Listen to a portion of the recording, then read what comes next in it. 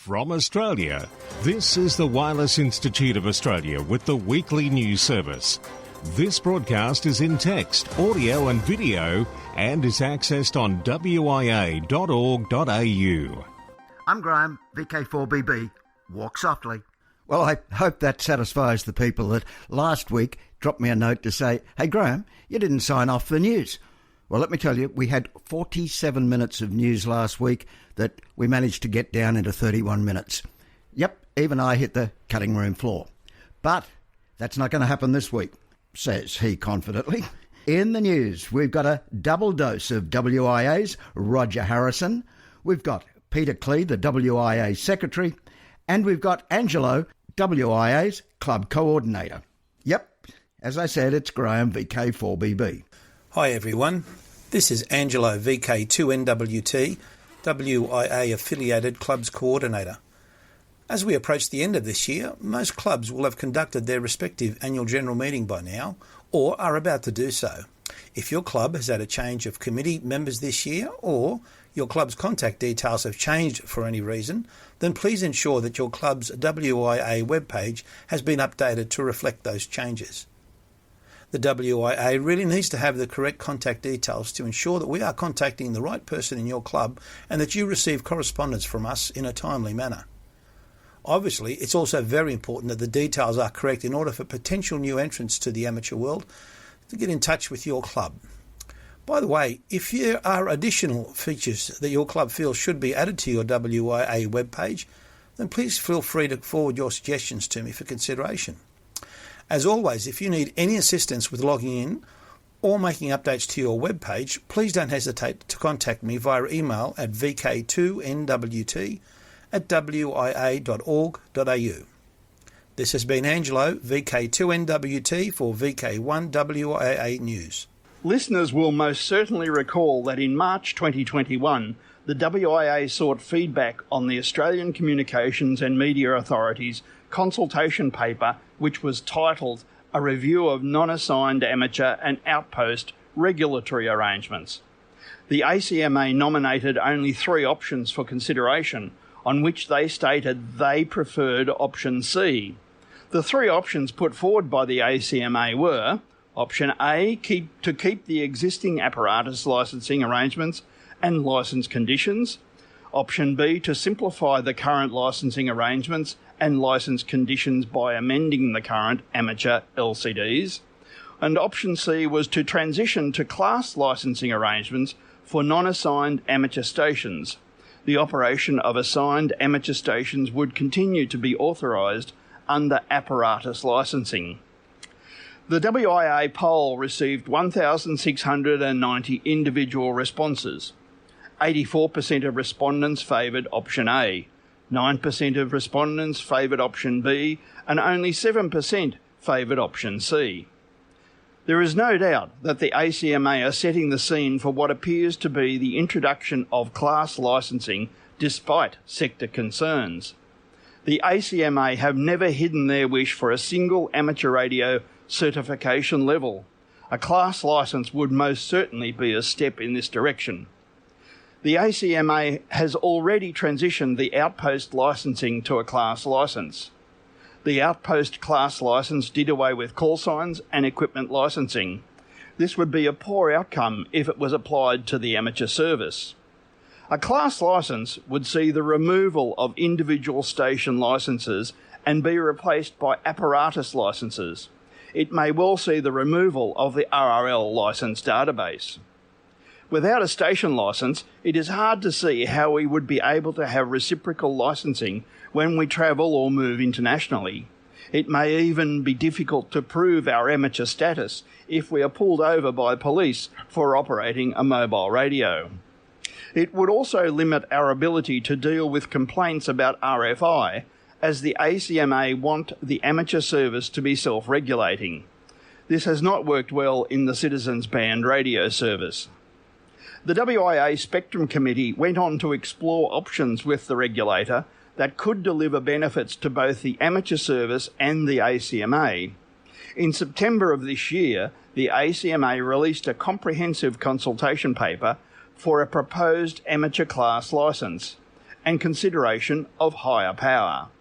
The Spectrum Committee are currently drafting the WIA response to that paper. We are being enticed by the possibility of nil licence fees and increased power. However, increased power is a separate and unrelated issue to class licensing. They are not one and the same and are not a guaranteed outcome. The WIA will be publishing our draft response paper and are looking for feedback by way of a survey. All Wireless Institute of Australian members will receive the survey link by email. Non-WIA members are invited to register their interest in contributing to this survey.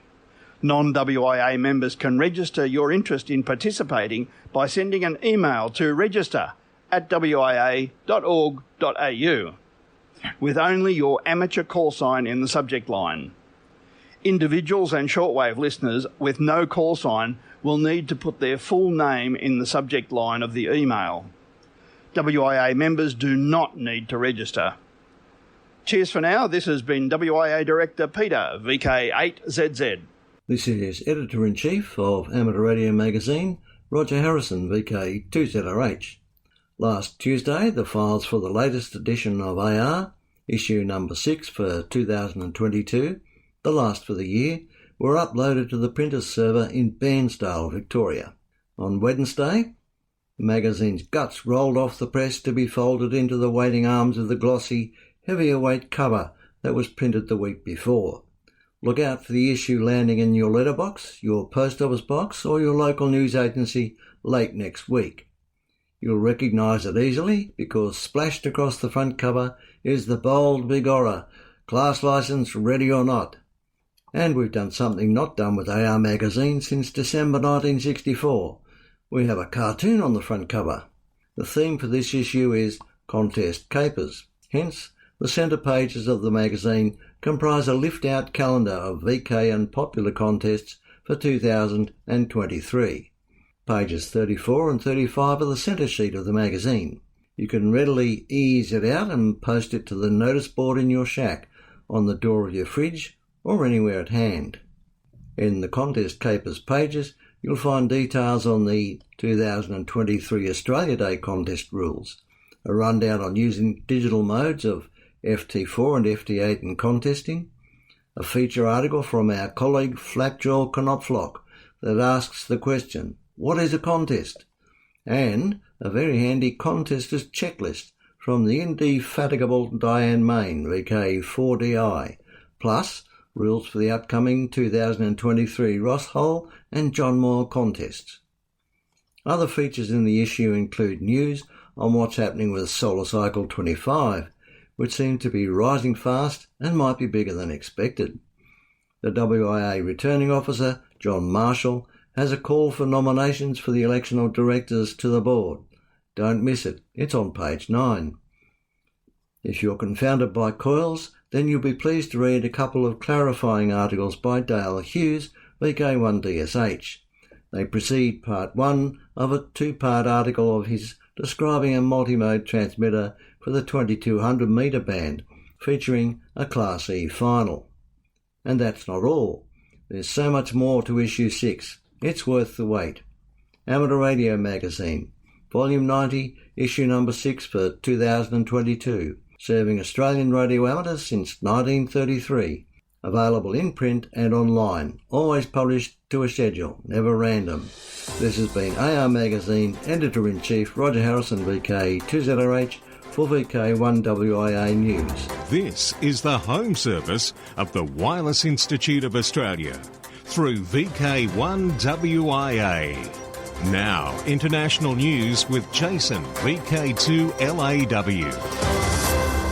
Yes, and our international news is thanks to IARU, RSGB, RAC, ARRL, NZART, EHAM, SARL, Amateur Radio Newsline, Radio World, and the worldwide sources of the WIA. Leading this week's international news from Region 1, Germany's proposed new N-Class entry-level licence could be in place as early as January the 1st of 2023. The possible addition is being reviewed by the German regulator as a way to add a third licence class to the existing E, novice and A full licence classes. A change in the regulations would give N-class operators call signs with the prefix Delta November, and the current Delta November call signs, which are only used for training purposes under supervision of a licensed ham, would be cancelled on December 31st of this year to be replaced by the use of a Delta November prefix. Most of us will have experienced RF interference problems of one sort or another over the years. Many will have noticed that the incidence and intensity has increased. In this world of advanced digital technology and increasing wireless connectivity, the probability of interference is high and increasing rapidly. Enter the RSGB. They say this is giving rise to an ever-increasing pollution of the radio spectrum, which is threatening all wireless communication. To counter these problems, RSGB need to make the relevant authorities aware by taking measurements and surveying any available documents and reports. They are looking for volunteers who can help with this work. In news from Region 2, delegates attend IARU Region 2 General Assembly. The Triennial General Assembly is the formal decision-making body of IARU Region 2. Comprising the Americas, and delegates are the representatives of each member society. The president of IARU Region 2 is Ramon Santoyo, X-Ray Echo 1 Kilo Kilo. At the meetings, the delegates reviewed challenges to amateur radio, debated proposals from member societies, and received reports from coordinators and elected volunteers. The Guayaquil Radio Club was selected to host the next General Assembly in 2025 in Ecuador. 26 member societies are represented with 117 registered attendees from across Region 2, as well as representatives from Region 1, Europe, Africa, the Middle East and Northern Asia, Region 3, Asia Pacific, and the IARU offices. A giant called Collins. The Titan Missile Museum, also known as Air Force Facility Missile Site 8, is a former ICBM site located outside Tucson, Arizona in the United States. It was constructed in 1963 and deactivated in 1984. Visitors journey through time to stand on the front line of the Cold War, an amazing place and a unique and equally amazing antenna that you can hook up to. Ham radio operators can broadcast and listen on the Discone antenna at the Titan Missile Museum. When the Titan ICBM site became operational, its communication system included a large broadband Discone antenna that is still standing today. Built by Collins Radio Company, the antenna is 80 feet tall and has a large crown, enabling it to radiate signals over a wide range of frequencies. If you're an amateur radio operator, you can use the antenna free of charge when the museum is open. Did AM radio just get hit by lightning? There's something missing from the newest F-150 Lightning truck. In the USA, Ford has led the way in trucks for decades with the F-150, but manufacturing the electric version of this truck represents a major risk for the company and perhaps a turning point of the internal combustion engine. The new 2023 electric model of the F-150 has no AM radio. That's due to electrical interference to AM used in an EV.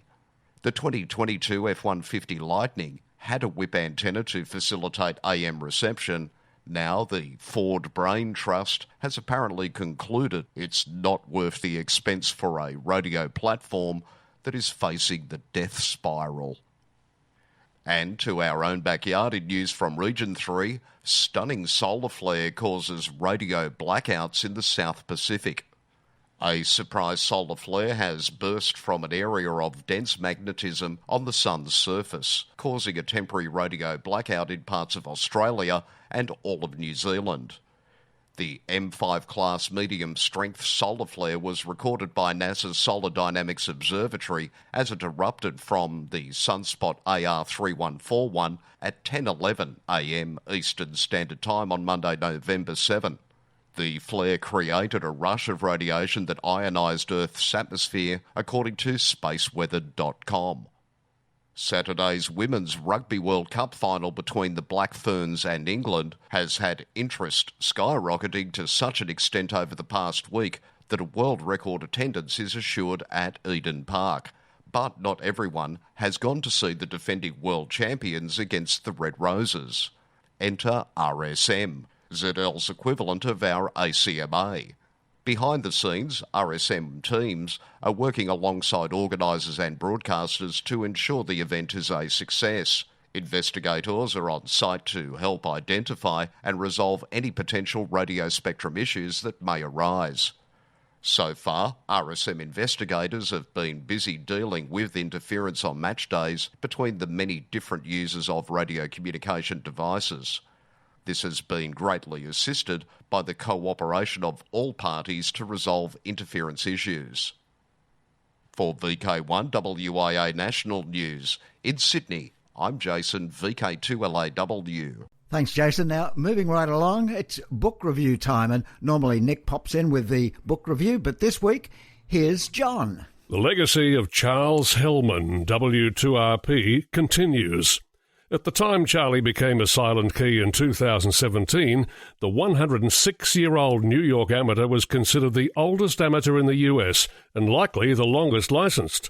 Active almost right up to the year he died, Charlie amassed a collection of QSL cards that so many years later is now carrying a different message to the world, one about graphic design and communication between people.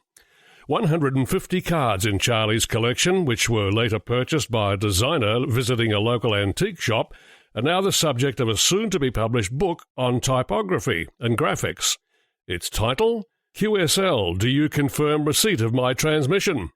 The collection's owner, Roger Bova, made the cards available to Standards Manual, an independent publisher that specialises in books about design history. The book features the simple, bold design of the card from RB0HZ, confirming a 1986 contact on 20 metres SSB. In contrast, there's a whimsical, cartoonish card from DM3EJ for a 1979 SSB contact on 10 metres. Many of the pages are full and rich and colourful. The cards are as much a study in design as in communication in the age before the internet took hold. They're presented in the book in chronological order. No doubt Charlie, a retired educator, might be pleased to know that he's still providing a means for people everywhere to expand their knowledge. This is John, VK4JJW. This is the home service of the Wireless Institute of Australia through VK1WIA. Now operational news with Felix, VK4FUQ. Hello there. Now Contest Wires 2022. Last week, Shirley, VK5WIA, reported on a special wire contest to take place next weekend, 18 and 19 November, on 1840 metres. Please check the webpage in this week's text edition, best found on wia.org.au. WIA VHF UHF Field Day, Spring. This is Roger Harrison, VK2ZRH, erstwhile manager of the VHF UHF Field Days. As contestants who submitted logs for the 2021 Spring VHF UHF Field Day already know, logs have been checked and the tables of results are published on the VHF UHF Field Days website. Heartfelt thanks go to Trent Sampson, VK4TS. Trent advises that work to process the 2022 summer and winter events is continuing. We also hope to publish the results of those events soon. As keen contestants will know, the 2022 Spring Contest will be held over Saturday 26th through Sunday 27th November, the weekend after next. While the rules are the same as for previous events, I have posted the written rules to the VHF UHF Field Days website to satisfy that part of me which is Irish. To be sure. And Trent VK4TS makes a plea. When creating your log, make sure that you include your call sign. Only then will we know whose log it is. As well as that, We encourage you to use VKCL, the VK contest logger. It has automated all the fiddly bits. Make your life easy. It makes it easy for us too. Get onto social media, as well as the well-known email lists frequented by VHF, UHF and microwave types, and publicise where you're going and the times you will be operating. Otherwise, you might be calling CQ in vain. Best wishes for the contest. Thanks, Roger. DX window. Pilot selected for 2023 Booby activation. As the time draws closer for the Booby Island activation, new members of the team are being put into place as pilots. These HAMs provide a critical role as intermediaries between the expedition team and the DX chasers. They will be keeping an eye on propagation in their designated parts of the world to help facilitate contacts. The chief pilot and pilot for Europe is Morton, LA3MHA.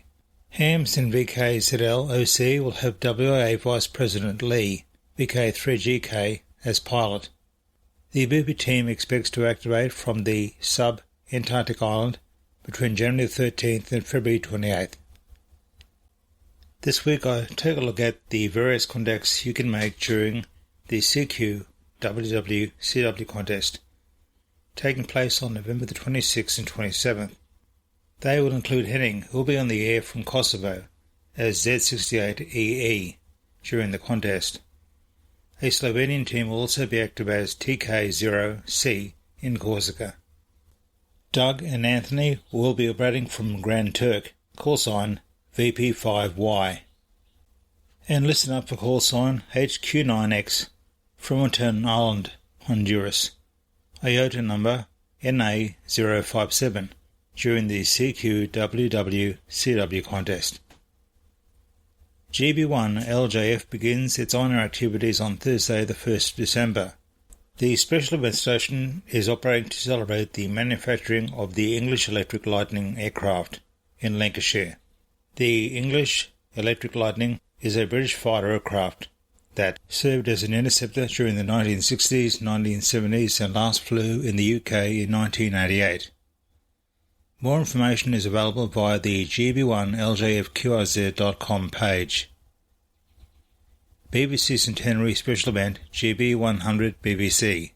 Members of the BBC Radio Club, the London BBC Radio Group, have been on air all year with the special event call sign to help celebrate the BBC centenary year.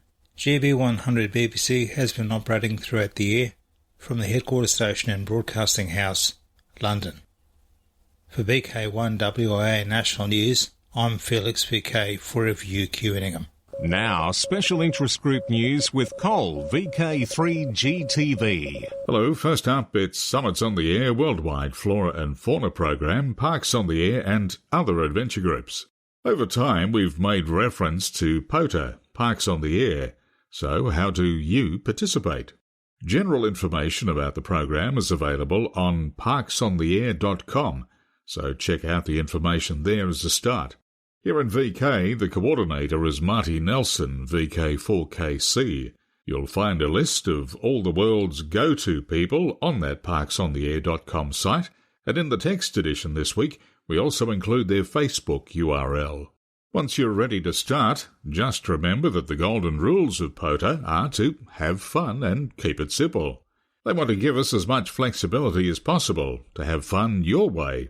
Getting started with POTA can happen via one of two paths: as an activator who heads out into the parks, or as a hunter who is trying to contact someone in a park. The easiest way to participate in POTA is obviously as a hunter. As an activator, you can get to enjoy some breathtaking scenery, lots of fresh air, and some exercise. Worldwide Special Interest Groups, CW. From the Shaky Isles comes Straight Key Night. The summer edition of Straight Key Night will be held Sunday the 4th of December from 9 p.m. to 10 p.m. on 80 metres. Neil, ZL1NZ, says SKN is not a contest, but it's a great chance to dust off that straight key and let us hear what it can do. New to CW? No problem. I'm told they'll happily match your speed. Worldwide Special Interest Groups, Final Frontier. Hot from the Red Planet, NASA's MOXIE experiment on Perseverance has now generated ISRU oxygen successfully during many different times of the Martian day and year, producing about 6 grams of oxygen per hour, similar to the production rate of a medium-sized tree. NASA life support design requirements specify 35 grams of oxygen per hour for astronauts. From Perseverance to InSight and under layers of dust, NASA's Mars InSight lander is fading, but the first and only seismometer on Mars had one parting gift for humanity.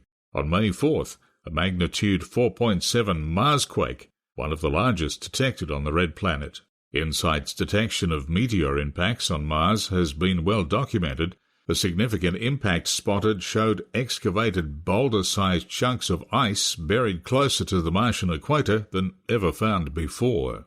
Finally, if we dare use that word with this story, Monday the 14th should see the highly anticipated, often delayed, launch of Artemis 1. However, NASA is working with US Space Force and the National Hurricane Center to monitor subtropical storm Nicole. NASA's Kennedy Space Center in Florida is currently in Hurricane Condition 4 status, which includes implementing checklists and preparations for the storm as the agency continues to prioritize its employees in the Kennedy area.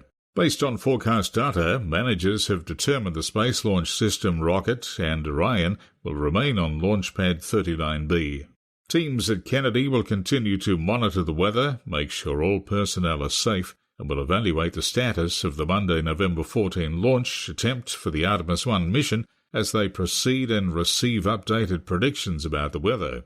Once heavenly bound, amateur radio operators will join a powerful international network tracking NASA's Orion spacecraft as she flies to the Moon. NASA officials announced that a network of 18 volunteers, organizations and space agencies will assist with tracking Artemis 1, which will send an uncrewed Orion spacecraft to orbit around the Moon after blasting off from Earth atop a Space Launch System rocket. The selected volunteers, including 2 individuals in the amateur radio world, will demonstrate whether they can receive Orion's signal and use their respective ground antennas to passively track and measure changes in the radio waves transmitted by Orion, NASA officials said in a statement. Worldwide Special Interest Group, Military. Commemorating Remembrance Day in Belgium, members of the UBA section ARA, active radio amateurs, are still active as OP22HWL until the 13th of November. The station is set up at the Klein Zwanhof Museum in Ypres. The special call sign is in memory of Harry Whitelock, killed in action in the Ypres salient of World War I, August 1917. This is VK1WIA. All points of contacts from today's news stories are to be found in print when you read the web editions, www.wia.org.au. This is Andrew of VK3CAH from the Southern Peninsula Amateur Radio Club with a reminder that the Rosebud Radio Fest will be held this year on Sunday the 20th of November. In addition to sales of new and pre-loved equipment in the main hall, the Rosebud Radio Fest sets itself apart with the excellent range of forums which are presented. This year, topics being covered are Super Simple Pedestrian Mobile QRP DX this summer by Peter Parker of VK3WIA, Locating of QRM Sources by Bob Tate of VK3XP, a talk about a new digital mode M17 by Tony Langdon of VK3JED. So come along and enjoy the equipment sales, great catering and excellent forums at the Rosebud Radio Fest. See you in Rosebud. This is Andrew of VK3CAH. Thanks, Andrew. Now, in 2023, in VK3 again, we've got the Barg Hamfest. That happens February the 5th at the Barg Club Rooms. And a big one happening right now. Yes, it's on now in northern VK2 and southeast VK4. Out at Parklands on the Gold Coast, it is the Gold Coast Hamfest. So now, until next we meet, I am Graham, VK4BB. Walk softly.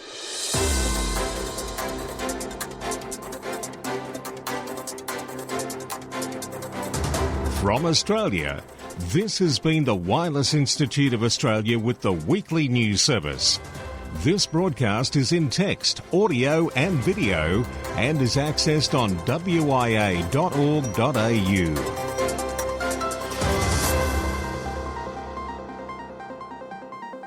Courtesy of Bevan, VK5BD's ATV and YouTube channel, this has been WIA National News.